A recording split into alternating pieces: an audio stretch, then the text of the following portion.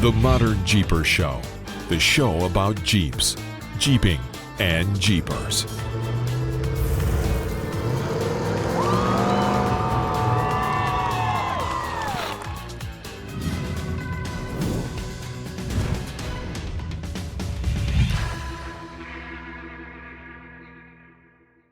Well, hey, Modern Jeepers, this is another episode of the ModernJeeper Show with me, Matson from Metalcloak, and Mr. Modern Jeeper, Corey Osborne. Hey, buddy. And Rockstar Jeep Girl, Jessy. What's up? Hey, well, Hey. You guys have had quite an adventurous weekend. I mean, I'll tell you about mine in a little bit, but it wasn't as much fun as what you guys got to do. We have had a great few days in Moab with our ModernJeeper Adventure Moab 4th annual Moab trip. I was actually I've got a list of all the participants, and I was gonna give each and every one of them a shout out.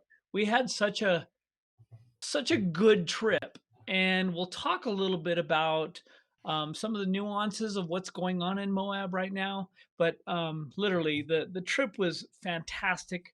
We had a great few days.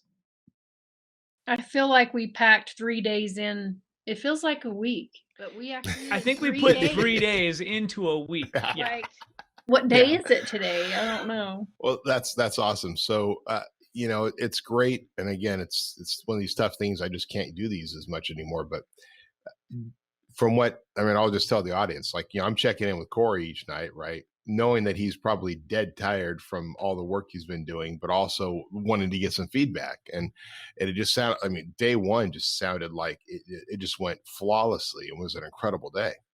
It's cool. So what trail did you do? So for the first day we did Jack's Tracks, which is where's that? So it's about 30 miles south of Moab. Wow. Kind of a place that I hadn't been in a number of years. In fact, even Jeremy from Outlaw Jeep Adventures hadn't been out there. So I led the group down there, and I wanted something that was kind of an intro to Moab, right? Like, I didn't want to start off with something crazy extreme. The group we had a lot of participants. I wanted to keep them all in one group. So 30 miles south of town, and it's a heck of a drive. Turned out, what's that? It is. It's a beautiful drive. It's a beautiful drive. I mean, you go down through where Hole in the Rock is. Wilson Arch is off to the left side of the road. There's some cool things to see even on the way down there. But I wanted kind of that introductory trail, and Jack's Tracks has some stuff that will get your attention. Mm-hmm. There's some ledges. There's some the one of the named obstacles is called El Diablo, and it's a very steep but short, pretty vertical climb on some slick rock. And it's not so much the climb that's the problem. It's once you get up on top that it's very, very narrow, and following that out. But everybody did great. We had such a good group, and it was really a great introductory trail to all the things that Moab has to offer. So by doing that on the first day, we got off the trail around 4:30, almost 4:45, something like that. And it allowed everybody to get back into town, take showers and that kind of thing before dinner. Again, shout out to Grandpa's Garage. And of course, I know a lot of people were like, well, where are you going to have dinner? What's going on? What trails are you going to do? And I was very hush-hush about all of that, because it turns out there was a lot of people in Moab. Oh, yeah. We wanted to be away from all the people. Yeah. Right. Yeah.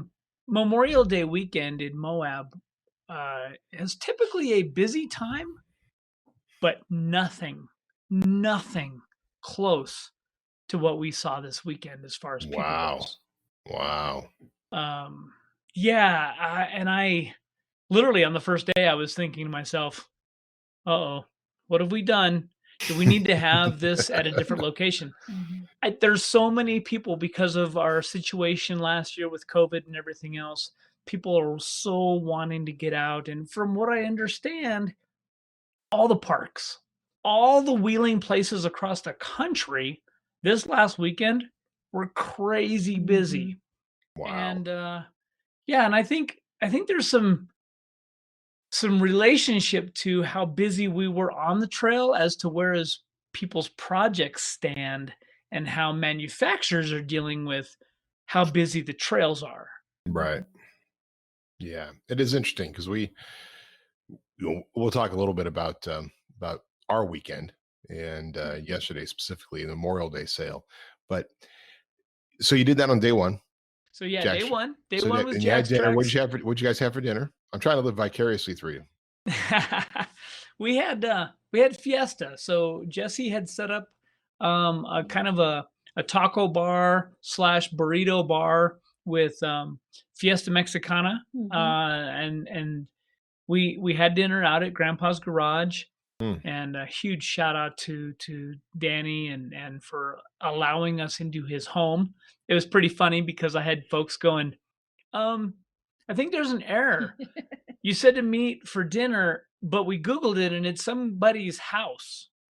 I said, yeah, that's you'll get it once you see. Nice. And people were floored. They had such a good time. Awesome. So then, dinner at Danny's. And then the next day, we understand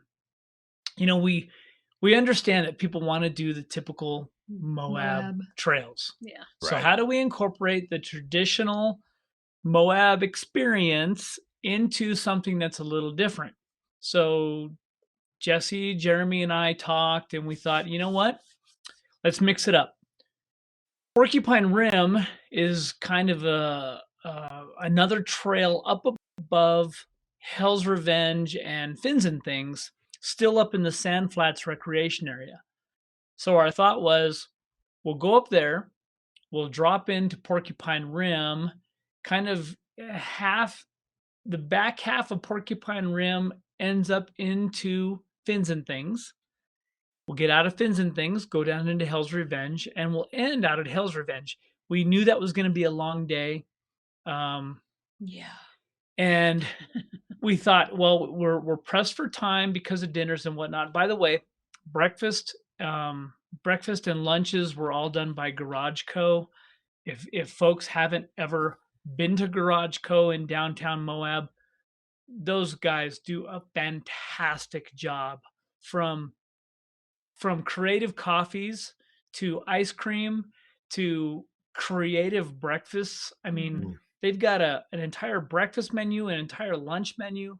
And so they packaged everything up for us. We were able to take lunches with us on the trail. It was fantastic. So you're making me hungry. I know. Yeah. I mean, I remember the sandwiches from the one time we did it. Yeah. Those were good. Turkey and Gouda cheese and the breakfast burritos. That it was kind of funny because we joked out through the entire event about everybody just got a breakfast burrito on breakfast burrito day. And these aren't like a little wound up breakfast burrito. No. I bet they weigh about a pound a piece. Wow. I swear. Wow. So there were a lot of folks going, I'm like, so okay, well, we've had breakfast. Well, lunch is in like 3 hours. And they're like, what? We can't eat anymore. Yeah. One burrito gets you through the day. One burrito will last you through the day. Yes. Wow. So the Porcupine Rim has some pretty significant ledges, and it's pretty torn up right now. Yeah. So we thought we'd be able to get through there fairly quick. We had a little bit of carnage. We had one of our attendees break a outer stub shaft in a TJ. And a great guy who's been with us in Death Valley as well.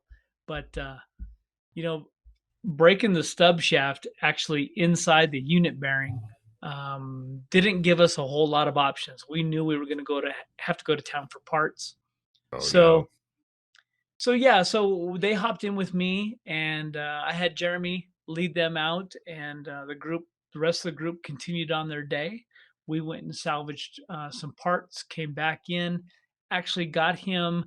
All I needed was a Dana 30 stub shaft, which he was running a 44, but 27 spline, outer stub shafts. Those are all the same. Dana 44, Dana 30, all the same stub shafts. Tech tip. So a little small. Yep. Tech tip. small little Dana 27 spline stub shaft enables us to reattach the wheel. The bad part about how the break happened is when it took out the axle, it also took out the caliper. The caliper itself was fine, but it took out the top bracket that holds the caliper onto the knuckle. So it also broke the knuckle. Steering was still fine, but no brakes. So no. We strapped up the caliper, held it to the frame, got the wheel back on through the pinion, little Danish stub shaft, stuck a rag in the housing, and put it back together. And he was able to drive out of the trail. Wow. Yeah, we took a pair of vice grips and smashed down the brake line, and he ended up being at dinner with us. Nice. And the rest of the group had an awesome time. We were pressed for time at that point, so Jeremy took the rest of the group up through Hell's Revenge and up through Hell's Gate.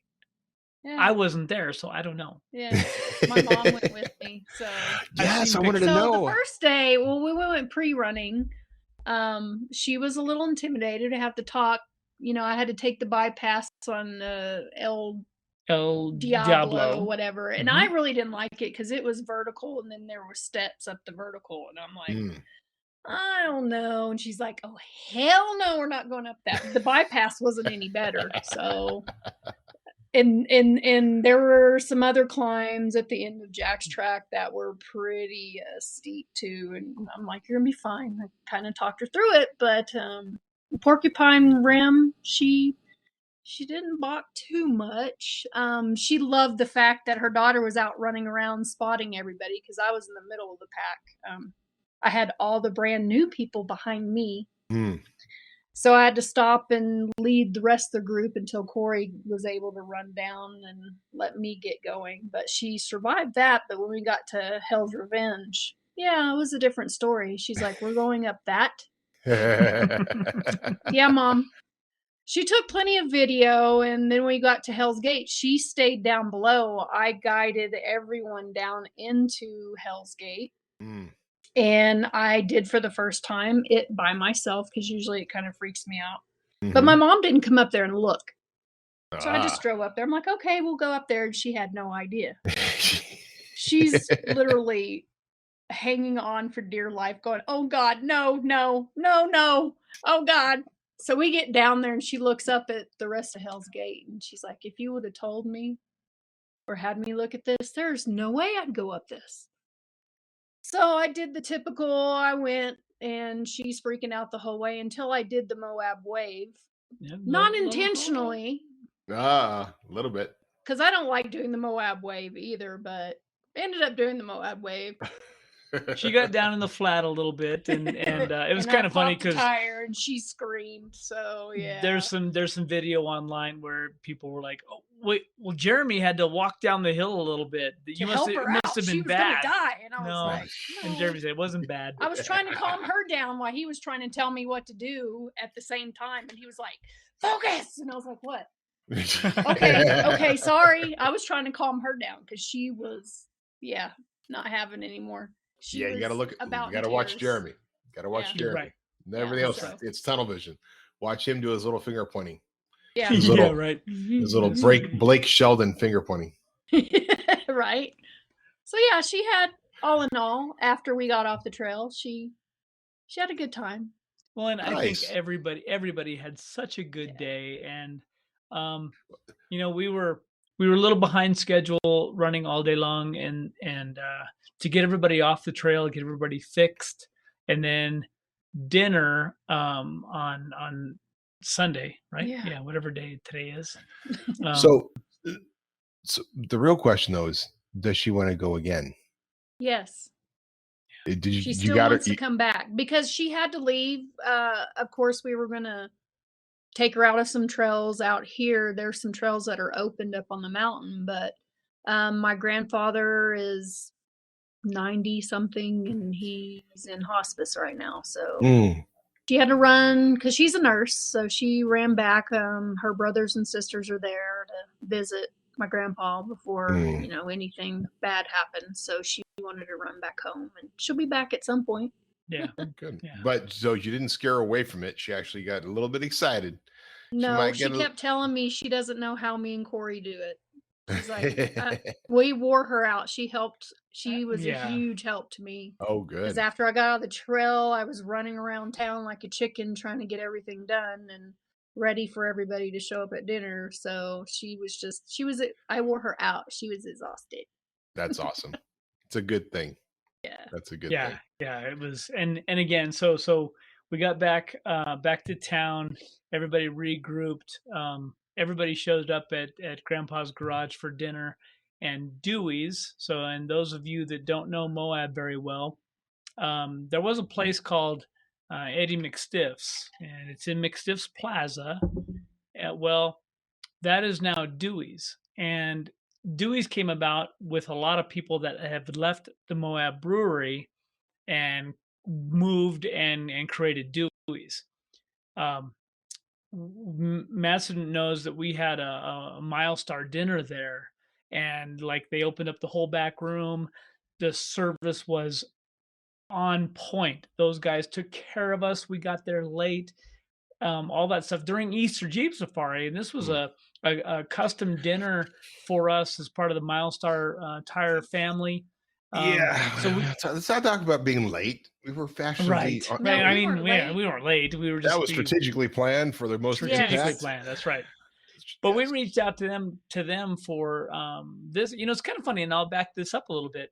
We did go to Moab Brewery, and I gotta tell you guys that the experience is different than it's been in the past. They took the ice cream out. They took all the Jeep memorabilia out. It's is it a different ownership group or something? Different ownership, yep, and different employees, different staff, different cook. So somebody comes in and says, well, we're going to buy this brewery, so we're going to make a bunch of money off of it, but we're not going to actually be a part of the community anymore. We're going straight. Yeah. That's what it felt like. That's really what it felt like. And that's too bad, because they do brew good beer. I mean, it's a fun place, or it used to be a fun place to go. But Dewey's, we didn't know what to expect. We reached out to them to cater dinner on our final night. And Jesse showed up with the truck full of the food, and I was blown away, as was all the participants. I mean, we had chicken marsala, chicken Alfredo, we had salads, we had grilled asparagus and zucchini and peppers and sausage, and I mean, it was amazing. And typically it's like when you go pick up somebody else's food, here's your tray of food. We had all the serving utensils, everything. They provided all of it. Wow. So a huge shout out to them. You packaged us some leftovers and FedEx to me, right? I've got some stuff that I bet we had food. We have food for probably 50. Which I'm still struggling with the whole catering number deal, because 20, I get it. They build in some of those percentages, but we had extra food, lots of extra food. But again, Dewey's did a phenomenal job, and everybody was just the participants were like, "What?" Like, they sat down and had a nice meal. That was literally in an aluminum serving pan, but everything was hot, fresh, cooked well. Wow. It was awesome. So aluminum you mean it was in the serving tray, but what did you guys use for plates? They gave us all the chafing dishes and the little butane sterno type canisters. It was all set up. So everything you needed to just set up. Everything we needed. I bring it and set it all up. So wow. Well, shout out to them. Shout out to them. Yeah. That's fantastic. Yeah. And it's good to know you got another, because I think we've been pretty fortunate with food over there. We have. And just connections and stuff. So it's great. Well, yeah. Sounds great. Again, now you're making me more hungry. Because I committed a faux pas last night, although it turned out really good. We had my in-laws over for dinner, and decided to get a tri-tip, and a little tri-tip, and maybe make some potatoes au gratin and a little bit of things. So I did that. My potatoes were going. So everything was good there. And the tri-tip, I went for the, put it on and sear it both sides for a few minutes, right? And then let it just go on medium heat for 20, 25 minutes. And that was my plan. I got it on there. I seared one side in the barbecue outside. I came back and I flipped it over, went back in, and we've been house hunting for the last, property hunting. And so all of a sudden started getting conversation going about this and that sort of thing. And I realized, oh, I haven't flipped over the tri-tip. Well, you have it on high heat. Now, I will admit that I don't know how people keep their barbecues when they grill all the time super clean. I don't know how they do it, right? I just turn mine on and kind of burn stuff off. Right. Well, that's supposed to do. Well, when you have it on high heat for more than a few minutes, it wants to burn it all off. And so I walk outside and there's a billowing smoke coming out of my barbecue. And I open it up and it's just flames pouring out of my barbecue. So I go in, dive in. I got a little, hair gone here, dive in to rescue the tri-tip and drop down the flames. And my spray bottle's not around. So I got to rush back into the house, grab people like, is everything okay? And I'm like, not even talking. Don't even talk to me. I grabbed and I couldn't find a spray bottle. Like, where's my spray bottle? So I put a bunch of water in a bowl and came back out and then opened it up. And I'm just like splattering it like with water out of the bowl, just to like a spray to splatter. And I put out the fire. It's good, right? Then I'm standing there like a man dejected, looking at my tri-tip. Now it looks gorgeous, actually. And my father-in-law comes out and goes, well, that's how they do it at Santa Maria. Like, okay, I'm not really familiar with that, but yeah, they just like big fire, they grill it up in the okay, cool. I guess you can Google this is Santa Maria style. Yeah, Santa Maria style. Santa Maria. So but I know that I start cutting inside of it, it's gonna be like rare, right? So I go and I take that and I take it back in with, again, dejected me with my big tri-tip, and I carry it inside. And so I decided to kind of be clever about it. I put some big slices down the center to see how it had been cooking. See what it's doing, sure. And then I dropped it. My oven was already on because I had done my potatoes. My potatoes look gorgeous. They're fantastic, right? Although I didn't realize this, but there is a density difference between your gold Yukon potatoes and your red potatoes. They cook at different rates. I didn't know. I was slicing them together and I was mixing red, yellow and red together, and they cook at different rates. How come you didn't tell me that, Jesse? I'm sorry. You can call me, say it. Okay. I know I need to call you. And I did my try, and so I didn't put it back in the oven and let it kind of bake a little bit and simmer down. Well, long story short, too late. I took that out, and then I tried to rescue myself by making a little sauce, to go over it a little, so they could have like a little sauce if they wanted to cover up some of the burned. But it came out, it actually turned out really good. I mean, it actually had some medium rare slices, it's a little more towards rare slices, and some well done slices for the kids anyway. So it turned out great. We finished the entire thing. Of course, I will think that it did shrink significantly than a tri-tip would have had you just simply cooked it normal. But guess what, guys? Yeah, you can let your tri-tip flame up on your barbecue and still rescue it, because it's not about the problem, it's about how you handle the problem. It's about the solution. That's right. It's about the solution. And had I done this whole thing differently, they would have been like, wow, you got quite a cookie style there. Yeah, I know, I'm good. But it was fine. Anyway, I don't even know how we got onto that, but you made me really hungry, because now I'm thinking like, right now I'm hungry too. So so now we're great. So it sounds like a great adventure. So you stayed another night and you headed out the next morning. Yeah, it was a great trip. The next day we broke everything down and headed back, and it's I understand people's perspectives of how do you guys do what you do and that kind of thing. When we got back late last night at, I don't know, 4 or so in the afternoon, then then it starts all over again, right? We have to unload, we have to repack. We fix.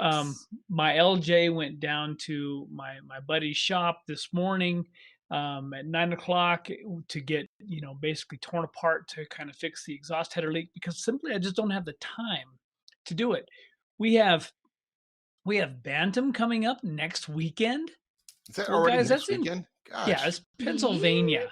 So again, we have to kind of circle the wagons, get everything redone. I had the wheels off the CTI trailer this morning, repacking some wheel bearings and tightening some wheel bearings and putting grease in the axles. And I mean, it is just nonstop. And that's I'm not complaining in any way. It's just a lot. So we've started to make lots more notes and checklists and where's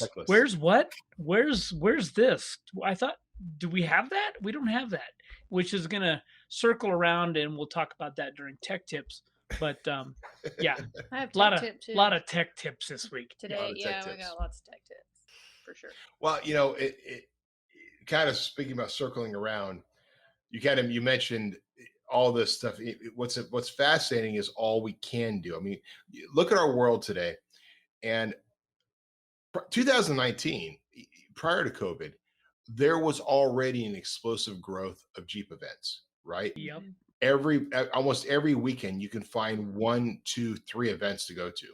Not only the big ones, but also the smaller ones, right? And there's tons of events. We can't keep up with how many events, so we want to support all of them we can, but you can't do it. So that was already happening. 2020 all of a sudden comes across, and there's this shift change, right? And those events that could happen, and those that then didn't. But now 2021, the world's opening back up. People are getting out there and doing stuff and now it's just this, not only is it this big push to get there, but all these big events are popping back up, and all these big groups want to do stuff. And it's phenomenal. It's great. But man, for what the planning you have to do, and mark my words, my friends, I mean, Corey and Jesse, in order to do what they're doing, they're taking equipment, they're taking stuff. They're not just showing up at an event with a tent and a thing. I mean, they've got to take the equipment, they got to take all these other materials with them, and plan for not just driving out and driving back, but driving out, going out, visiting jobbers, doing this whole big other production. So it is quite a checklist driven life you're living, buddy. It really is. And there's so much that goes on the backside, and Jesse's mom got to experience a lot of that. And even, from the perspective of Jeremy down at Outlaw in Moab, during all of this, he's like, at the beginning of the weekend, he's like, we only have a couple of rentals going out and I should be fine. Literally by Friday, he's like, we have trip after trip after trip. Like, things are booked and they're busy, and that's good. It's good business to have.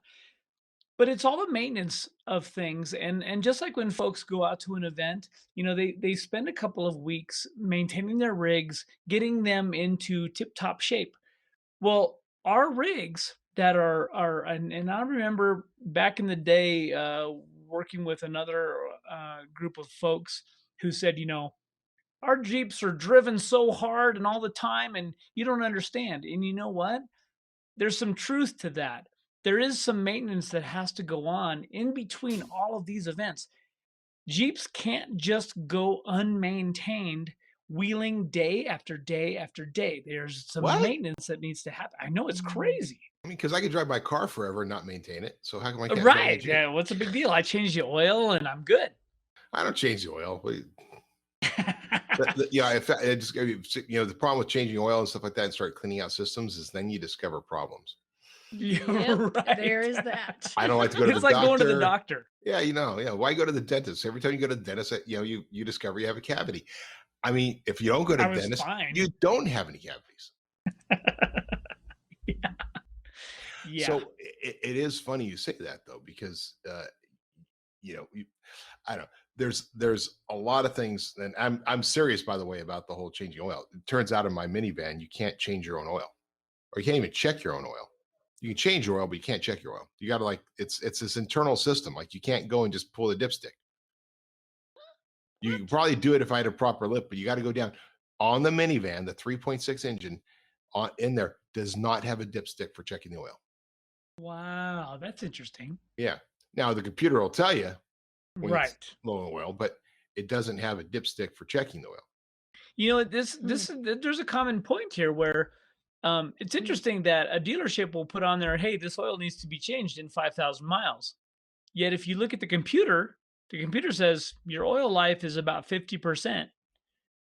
That's Right. weird. So can I go 10,000 miles? I'm curious what you all do. I go by the computer. I know the wear and tear of what the truck is seeing and the Jeeps are seeing. So I've always, that whole 3,500 mile oil change, I get it, but I think that's pretty wasteful. Things have changed. Filters are better, oil's better. Those were mileages that people were doing in the 70s. Yeah, Right. things Well, are it's different always now. good to hold on to the past to protect your future. Yes. You're right. So speaking of which, I just misspoke. Okay. And I'm sorry. I'm like talking oil. I'm talking oil. I meant to say transmission fluid. Oh, okay. I was Yeah. going. Yeah. Yeah. Yeah. It's gotta be a dipstick on can. So for everybody out there going, he doesn't know what the fuck he's talking about. You're right. You're right. Yeah. I'm going to tell you about that in a second here, why that's the case. But because today is not one of those days where I'm like, got all the energy. In fact, I'm sitting here, I'm like, I could go to sleep right now. And there's a Oh, reason buddy. for that. But that being said, yeah, it's the transmission fluid. So I'm like, the minivan's driving and it's like skipping. It feels like it needs transmission fluid, but you can't do that yourself on the 3.6 in the minivan. You've got to take it in to have the transmission serviced. Well, and I know that on so many vehicles, there's no drain plug on a transmission pan. You actually have to pull the pan, Right. which aftermarket pans have a drain plug built in. You'd think, but again, manufacturers don't want us in there because we'll mess I something don't up. want to. I don't want to be in there. I don't want to be in there. I don't be in there, man. I'll tell you I what. do. I like that. She wants to be in there. You wants to be in there. She likes that. I will say, I'll bring this up really quick, and again, Matson still has some things to share, but as far as technical information on your rigs, I like to do a lot of the work myself. I don't have time sometimes, and I know that it's going to get done better, and it's going to get done with a little bit different perspective when I take it to somebody. So my guy, Willie's Fabrication, in Montrose, Jimmy Lawson has been down there forever. He's the one who helped me put Golden Spike together back in the day. Something simple. I dropped it off this morning and I'm like, look, I'll come back this afternoon. I have a podcast to do. I'll come back down and I'll help you take care of what we need to get done. And he was like, don't worry about it. And I said, I got to go home and I got to take the wheel off the CTI trailer because I've got some play in it. And I'm like, so, and he was like, okay, well, if you have the wheel off and the hub assembly apart, take a look. Just because, don't just tighten the nut. Go take a look at the bearings. Make sure they're okay. And I'm just like standing there going, how cool is that? How many of us have I'm going to go do this work myself at my house, but he's a friend and he's looking out for me to go, just make sure if you repack those bearings full of grease and stuff while you have it apart, you might as well do that while you're in it.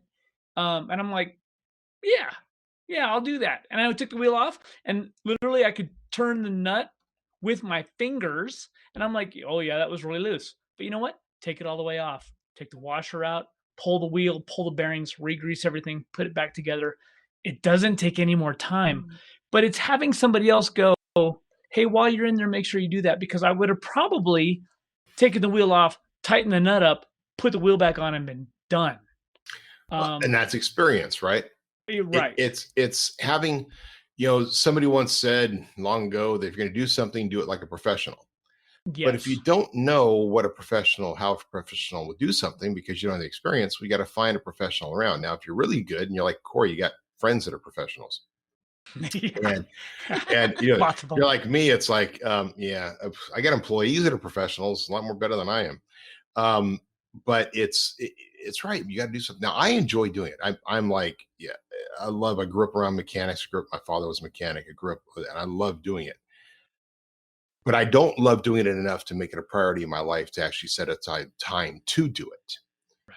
And that's the biggest thing, right? I came to terms before. Our listeners have heard me talk before about just not being a project guy because I don't make it a priority to put aside the time to do that. Well, that's a very good point. The priorities in your life, that is huge. And for the folks that say, you could, and even Jimmy goes, you can do all this stuff yourself. But you know what? From my perspective, from my business, I'm not paid to be under the hood of the Metalcloak truck, the CTI trailer, and working on those things. So when we get those things fixed, my income is dependent upon us being successful at events and that kind of stuff. So you have to really do some evaluation of what's important to you. I don't have any kids. There's no, we don't have that here. And if we did, it would be even more so, where I would gladly spend the money to have somebody else doing those things, because time should be spent with our families and doing the things that we love. I love working on the Jeep, but I also know that I get overwhelmed and I have too much going on. Sometimes I got to take some of that stuff off. It has to go get done by somebody else so that I can focus on getting other things done. So, right. Yeah, Absolutely. good point. It's priorities in life, right? And that's right. Like I could be like, it's fascinating. There's a couple other guys in the industry we know who are business owners who somehow manage to spend a lot more of their time, it seems, out doing adventures and wheeling and having fun than back running their company, right? It's what is priority in your life. I choose to be here taking care of our people and making sure that we, and it's always been that way for me. My job when I had a graphic design business was literally, my job was to make sure my employees got paid. So it became the situation. You building a company to make sure your employees are happy. And that has all other ramifications and stuff in that process. But we've got people here. We've got customers out there.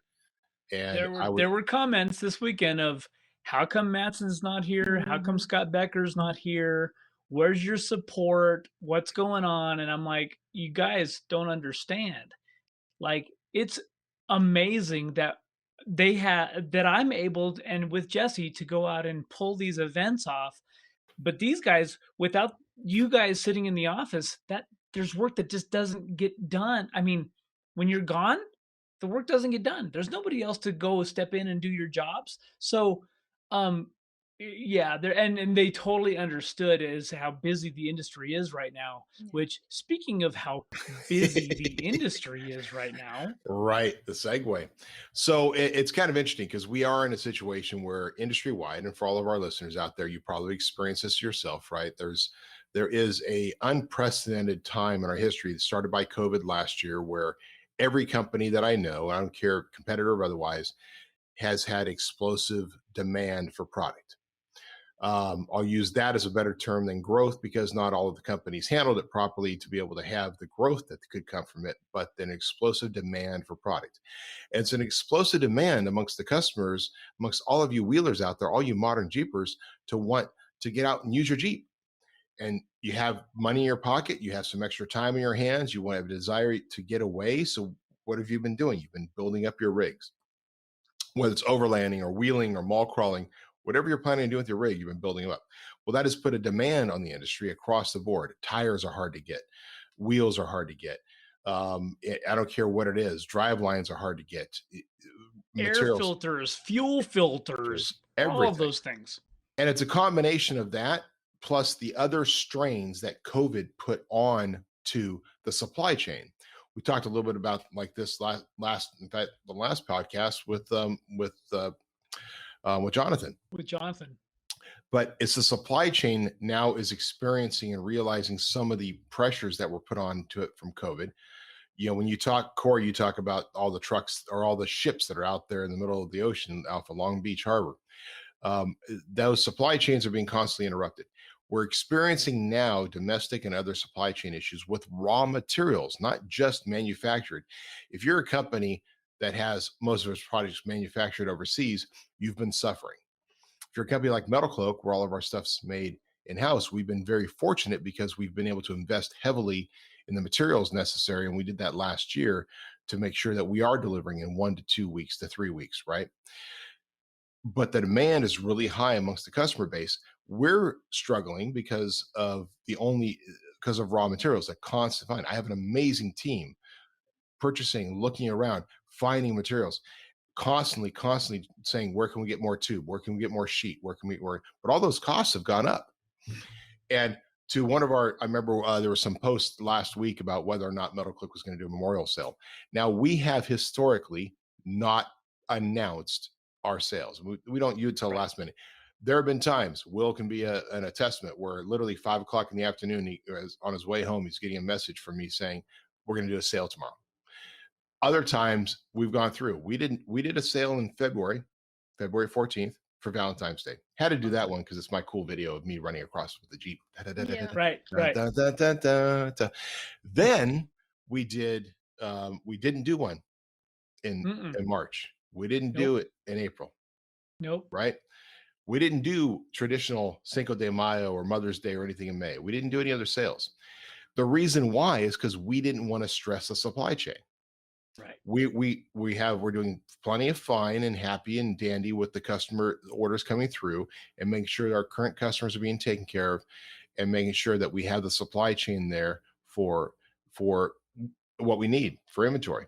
And which, for our listeners, we've been extremely busy internally. Like, even though there's not been any sales, demand is high. And it's across the board, like Matson said, in all aspects of the industry. So yeah, and that's what it is. I mean, the demand is there.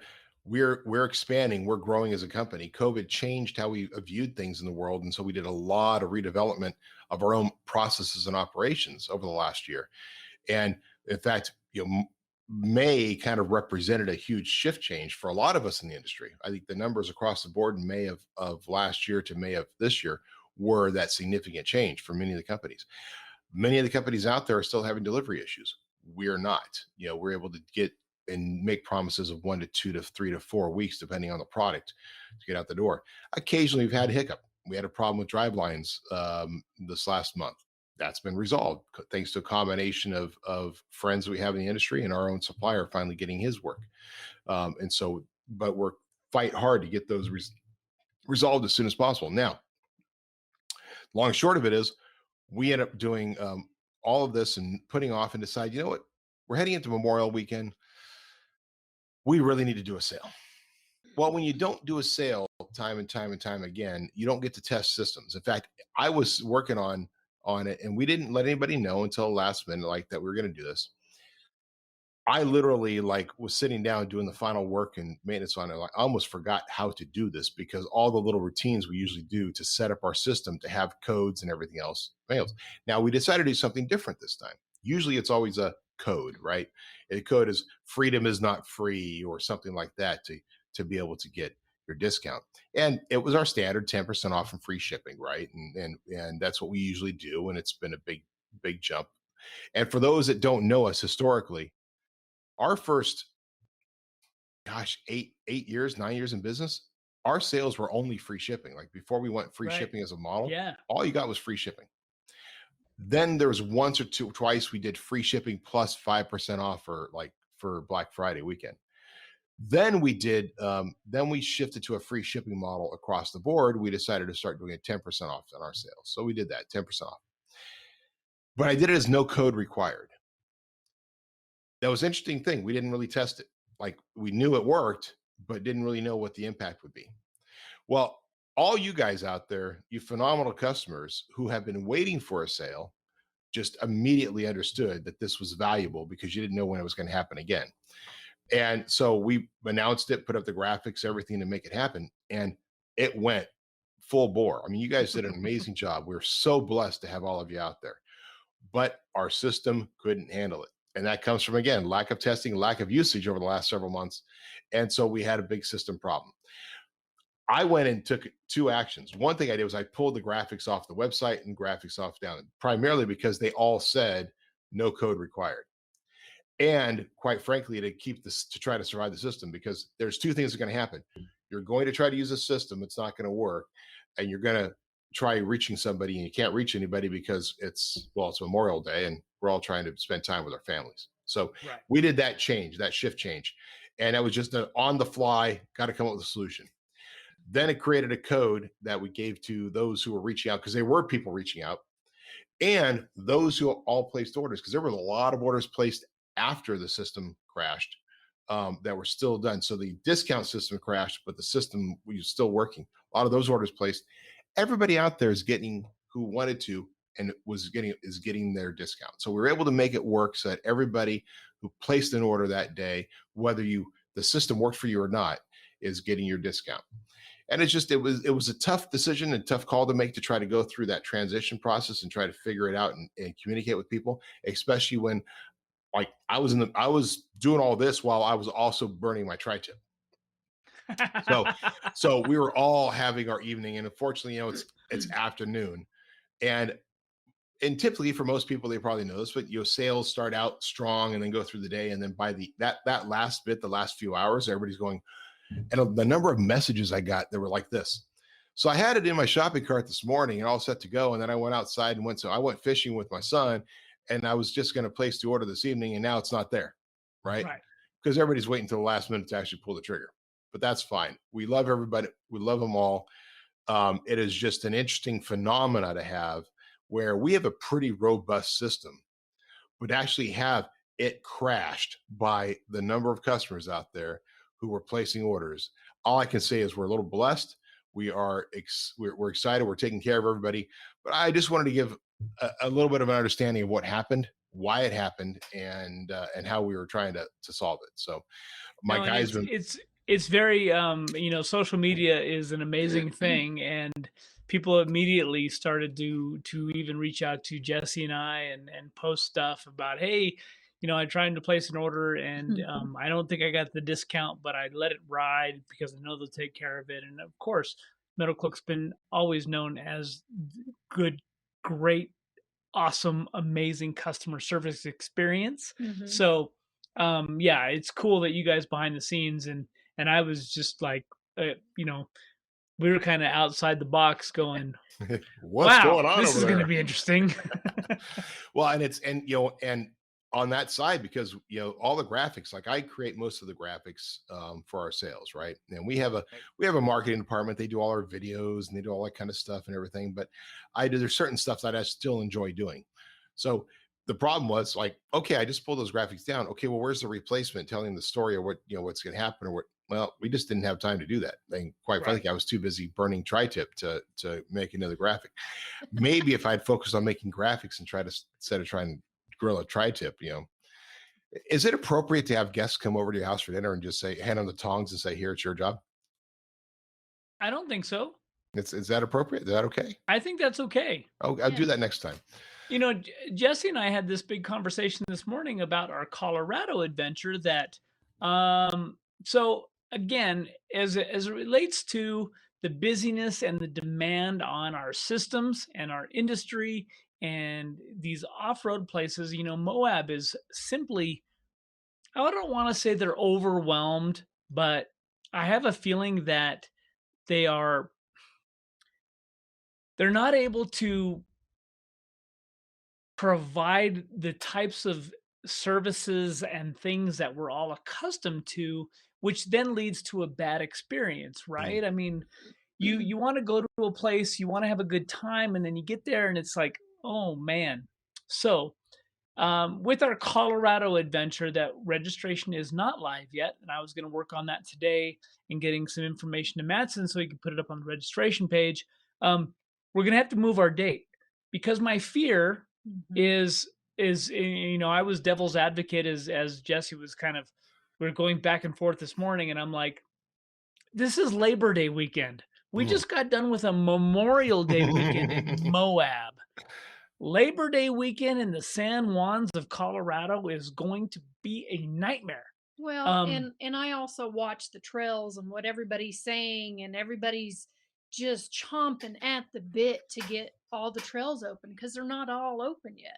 But there are people still going out there, and the snow is like 10 foot tall. Some of the trails are open that they've plowed. you know, I want to do the rim rocker, and the rim rocker's open now. And with what we experienced in Moab, it was, okay, how are we going to make this good?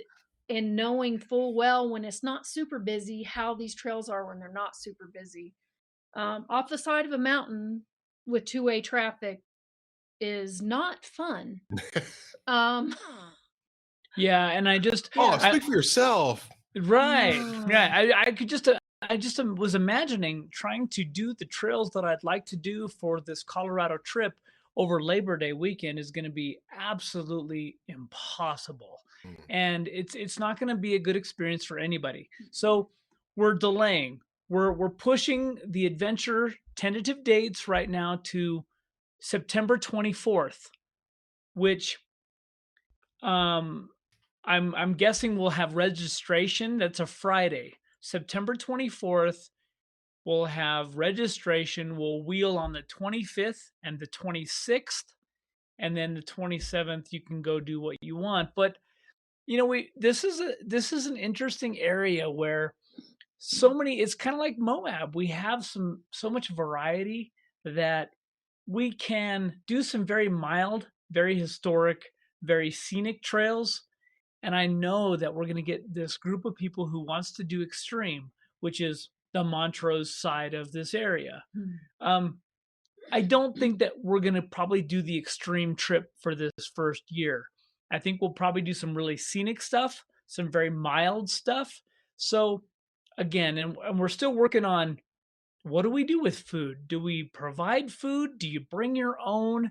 If you guys have feedback out there as our listener group, let us know. What would you rather have? Would you rather us let you do dinners on your own? Because this is Uray and Ridgway, Colorado. Small towns. A lot smaller than Moab. And with as many visitors that is coming in and waiting on food and people that don't have employees to provide. So it's I got two ideas. Cool. One is you just drive out. It's not that far from Moab and Dewey's. I mean, it's not that far. Right. Or two, I understand Jessy can cook. Well, she threw went that back out. and forth. She's like, you know what? I'll just cook dinner for everybody. But here's the deal: is I'm not close to Uray. I'm 25 miles from Uray. So it's going to be long, and I'm up for cooking. I told him that, but logistic wise, he's like, we got to think about this. Yeah. Like, I know people like to have all of their issues taken care of. And especially in a new area, that's why you hire a guide, right? Is to have breakfast and lunch taken care of.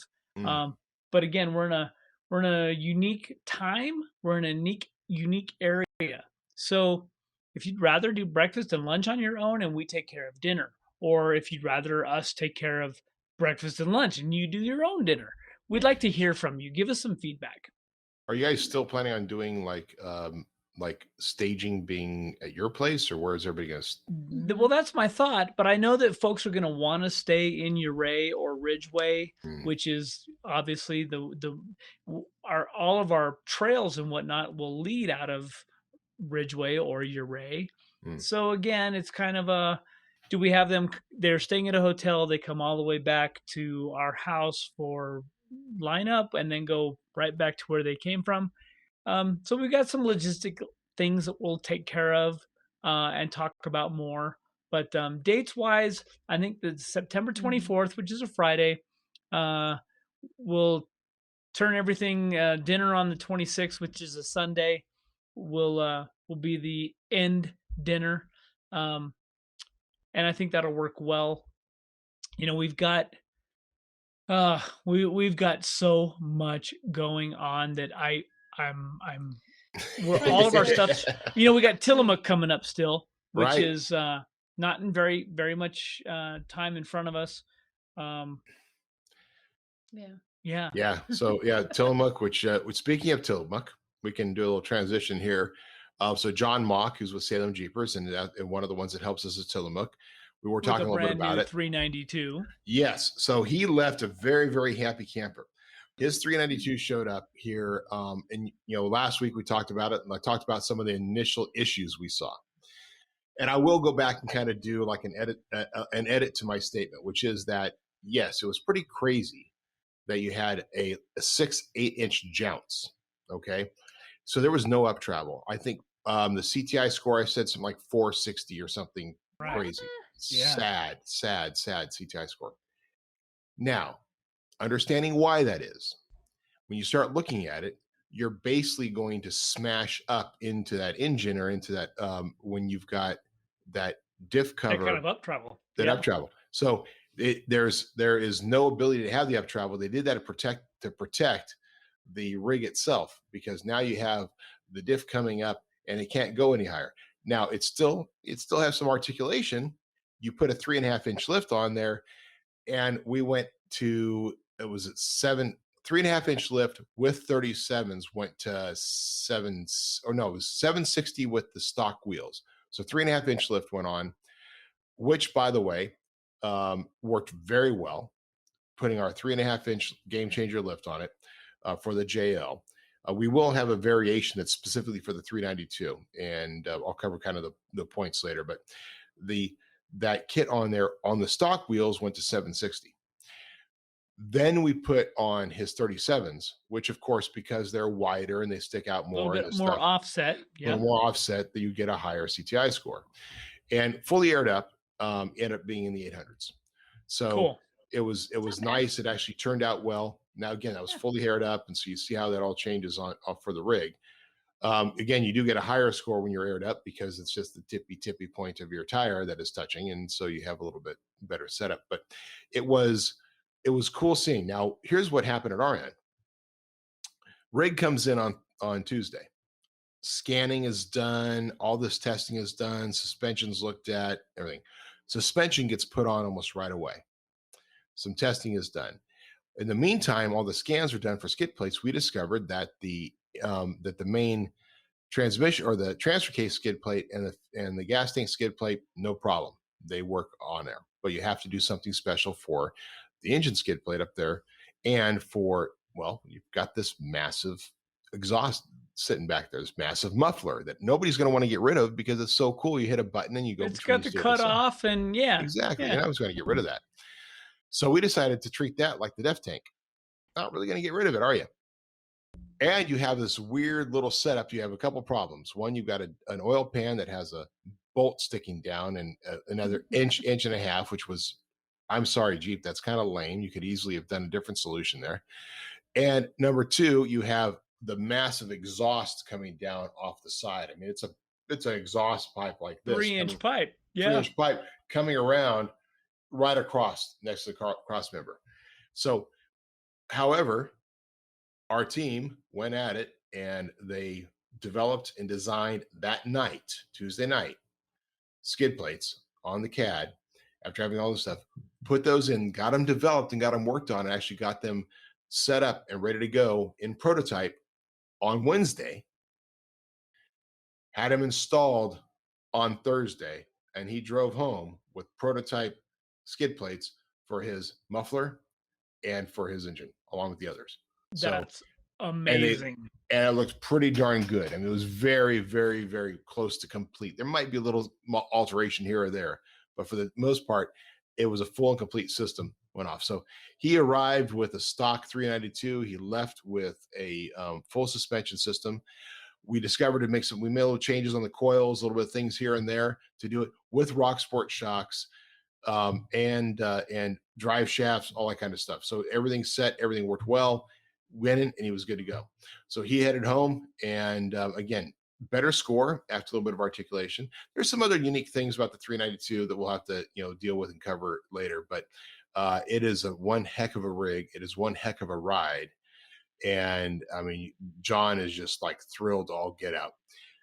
And of course, there's other little things they're doing. Like, he's going to have fun playing with this thing, and I'm sure we'll see it in Tillamook, and he's going to show us, right, how much horsepower actually helps his wheeling, maybe. I don't know. Well, we need to, we ran into Scott Bloom, who was in Moab during our adventure, and I got to spend about 10 minutes with him, just kind of chatting. outside of a large group of people. And he's definitely a guy that it turns out the Jeep engineers, they do everything for a reason. And for guys that we all sit back and we go, well, why the hell they do this? I guarantee you there's a reason for all of that, everything they do. It looks good on the Scott's definitely a PowerPoint. guy. What's that? It's looked good on the PowerPoint. That's right. Yeah, if you can create a presentation from it, then that's Yeah, yes, Um, yes. we'll definitely need to get Scott on here soon, and we chatted a little bit about that too. And yeah, the Jeep folks are good guys, and again, people always give us a hard time. How come you're not doing this yet? This vehicle's been out for 2 years. Well, they don't understand the R&D and the testing and the measuring that goes on behind the scenes for these vehicles. And now I mean, how many SKUs are there for a skid plate, for a JL? Like, and we got to keep up with it, right, guys? Because you'd be upset that, right. I mean, we've got so many different, the JK is easy. There's Right. there's 2 rigs, 2-door and 4-door, and there's early and late. That's it, right? And now we've got check this out, okay? There's a whole new SKU just for the 2021 and later model on the 3.6 because they Right. changed the motor mount The- straps, and so right. where the strap Yep. hangers are. So we've got and of course we can't just simply go, oh yeah, sorry, we don't have that. So we make changes. So there are modifications and changes constantly, and Jeep keeps throwing us that. Here's another one for you, just to know. 2021 later, like we have our front skid plate, right? And we just modified our front skid plate from being just something that was kind of a hanger off the front diff cover to being more full. And one of the ways you mount it is you drill through the little tabs that are kind of sitting off your diff cover at the back, right? You drill through and just bolt through that because that's a nice, good, solid place. Well, Jeep changed the pumpkin.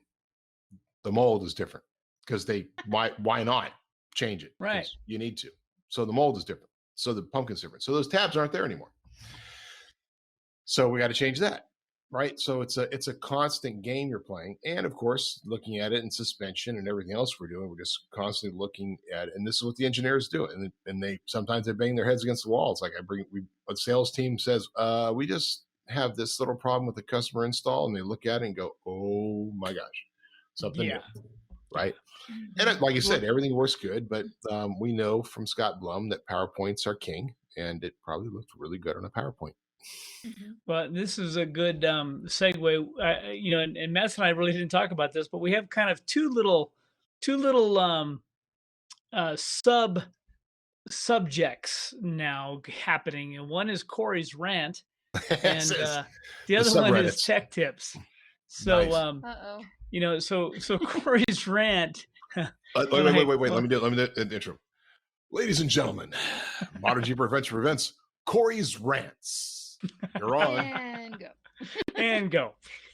So this actually relates to just the things that we have been talking about through all of our podcasts. And we always try to educate and help people out. We're not there to really, it's not so much of a sales tactic. We're trying to give real world advice. And I'm continually amazed and frustrated with the advice that we give. And people, again, it's freedom, right? It's the freedom whether you want to take it or not. But I guess my point is that we try to help people out. We tell them the things that are making contact on the CTI trailer or things they can adjust to make changes. And yet they come back to the next event, they get back on the CTI trailer and they look at me and they go, yeah, I haven't done anything that you told me to in the past. And I say, well, so what do you think is going to change? And they said, well, I don't know. We'll see. Well, wait a minute. You've made no changes and you expect a different result. So kind of that's that whole partially thing about insanity, right? Yeah, it's the definition of insanity. Yeah, keep doing the same thing and expecting different results. So right. I guess my point is we have a lot of experience. Jessy has a lot of experience. Matson has a lot of experience. The engineers from Jeep, all of these people were not out there to do anything but to try and help. And if you don't like our advice, I get it. But I'm trying to show folks that this is the way that things should be done just to make your life easier. I wish somebody would have given me that advice when I was building my Jeeps over the years and having to do things 3 and 4 times. Would you have listened? Probably not. There's so many. There's so many There's things. so many So, avenues. yeah, That whole thing. So my question, I guess, to our listeners is, who do you trust and why do you trust them?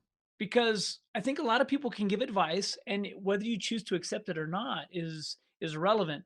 When you go to Home Depot and the guy says, "This is the best weed eater on the market. You should buy this one." Do you go, "Oh, yep, I'll take it"?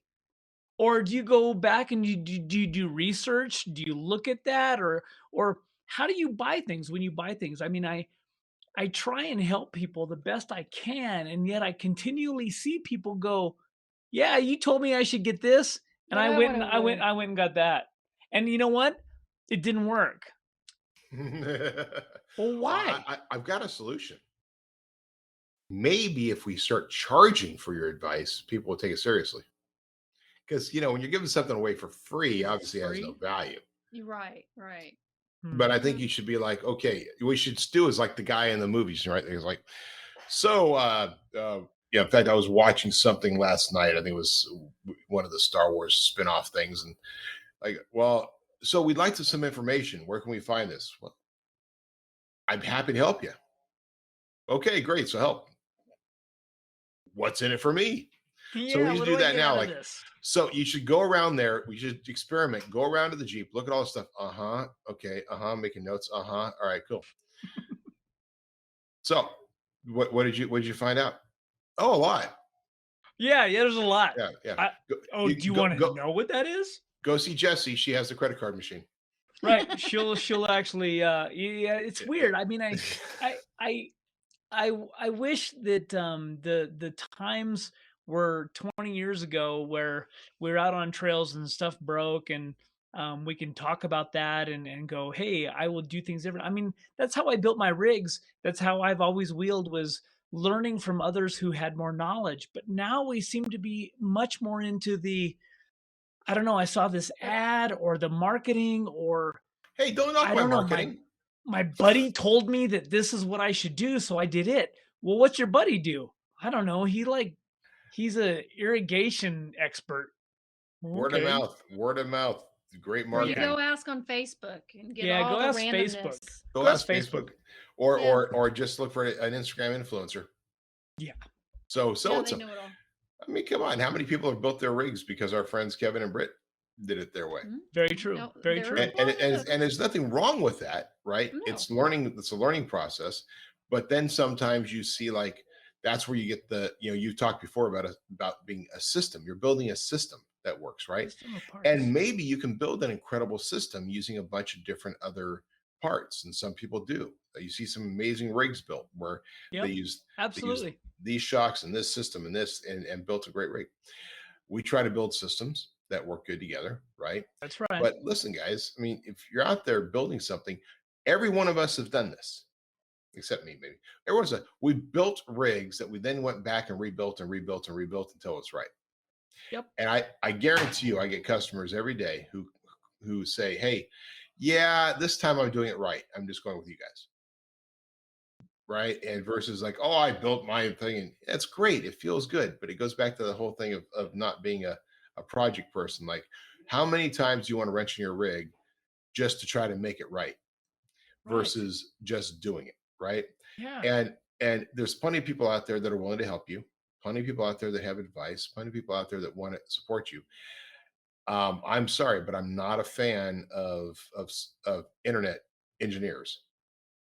No. Yeah, No, No. and know that when you ask us for advice, we're giving you the best possible advice because we care.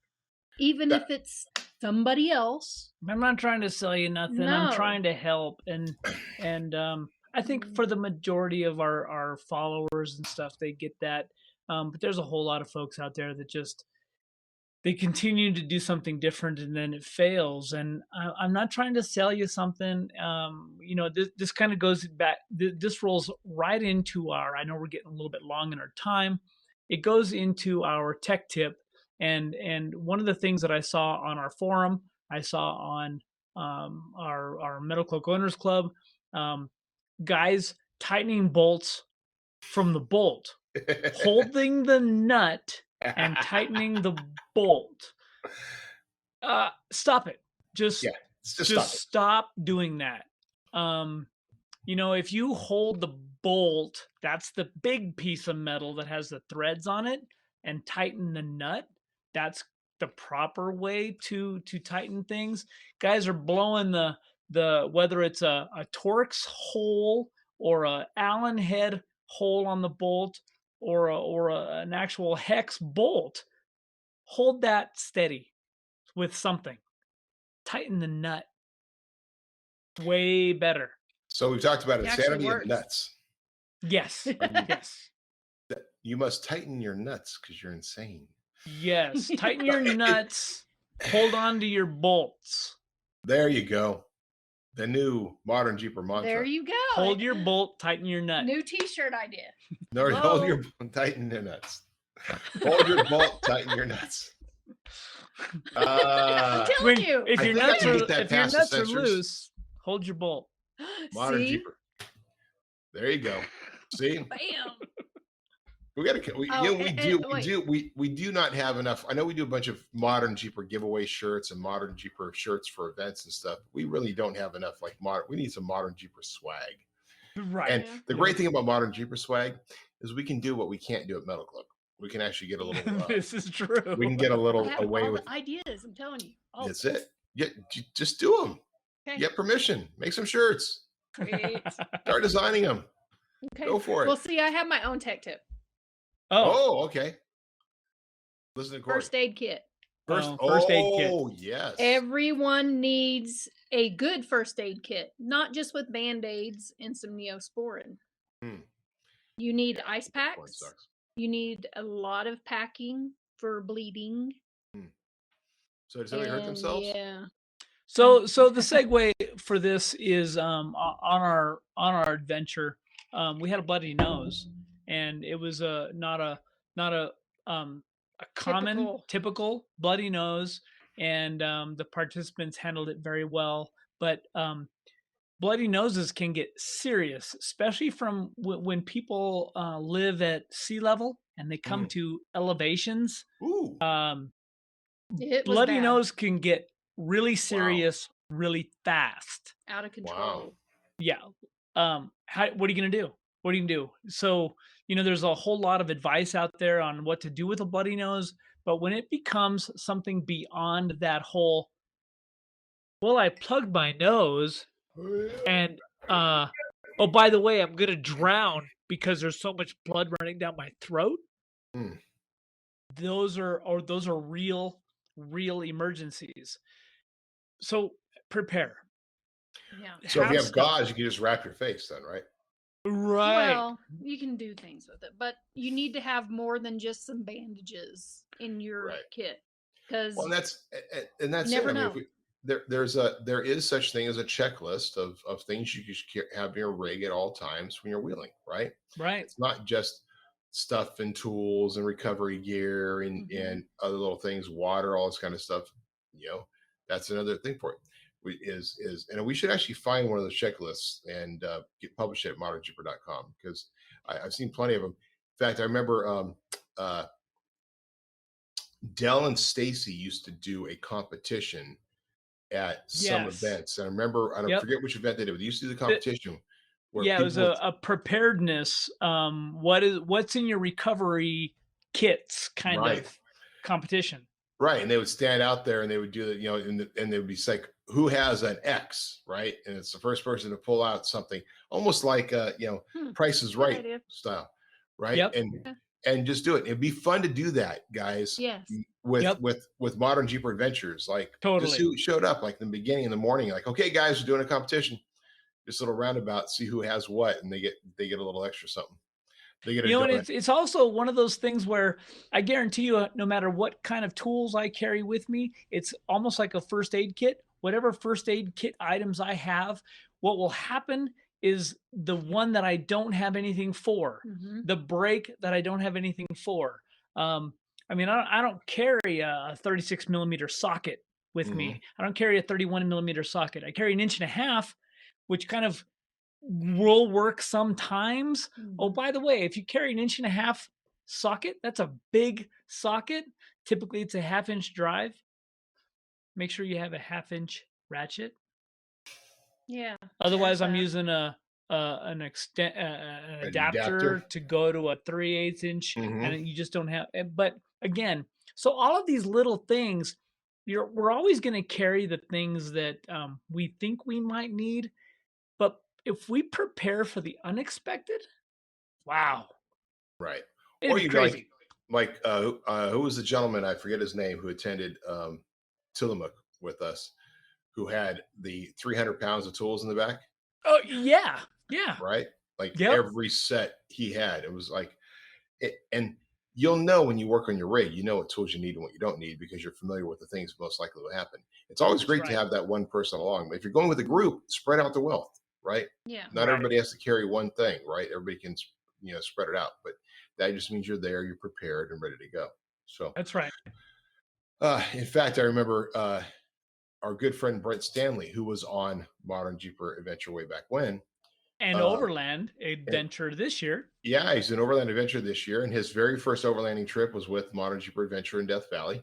That's right. But the first time I wheeled with him, and I met him ages ago when I first time wheeled with him, we, it was all about that preparedness. Like he is the type of guy who's totally always prepared. Wow. Okay, so Modern Jeepers, this has been a great episode. A lot of good stuff. I hope you're noting down all these tech tips. There will be a test next week. Yep. That's right. Yeah, because this is good stuff, guys. I mean, the reality is that you need to get out with your friends, get out there and wheel, be safe, be sound, and take advice and listen. Because yes, there are a lot of internet kooks out there who don't know what they're talking about. But then there's Corey and Jesse. Yep. And there's our Modern Jeepers. Yeah, pick the people you trust, and usually it's the best advice. I mean, I don't know half of what I probably should, but I've gotten my advice over years with dealing with people who do know. So right. And if we don't know, we're going to get you to somebody that's going to know. That does. Because we care. Again, we care. And you just be like me and just fake it. Yeah, nothing wrong with that. Oh, Lordy. No, I got to tell you, there's a lot of things I don't know, but I am very, very good at the Jimmy rig. I am the Jimmy rig guy. Like I will figure out a way to make some parts come together and get it out there and do it. And professionals may look at it and go, "What the hell did you do?"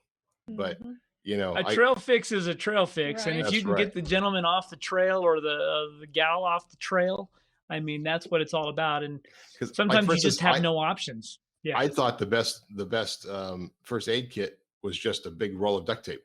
Yeah, absolutely. You fix everything with duct tape. That's right. Somebody else will have tools. All right, Modern Jeepers, thank you again for joining us. This is another wonderful episode, and we'll probably be back next week with a guest, right? But where are you guys? You guys are heading the road when? When do you head out? We're probably hitting the road this weekend in order to hit some jobbers on the way to Bantam. But yeah, we'll figure out where we're at along the way. Cool. So working on that, getting our guests lined up, and otherwise, friends, Modern Jeepers, hope you enjoyed this episode. Please make sure you smash that like button. Please make sure that you leave a review on Apple Podcasts if you like to listen to it there, or wherever you like to listen to it. Like us, share us, tell other people about us. We need your help, man. We can't promote ourselves only. Right. That's right. If you do that, we'll randomly pick one of you and get dinner with Jesse. There you go. Oh God. Don't do that. All right, my friends. Thank you. Have a wonderful time. And you know how to reach us. Matson at Metalcloak.com, Corey at Metalcloak.com, Jessy at Metalcloak.com. And we will see you on the trails. Cheers. See ya.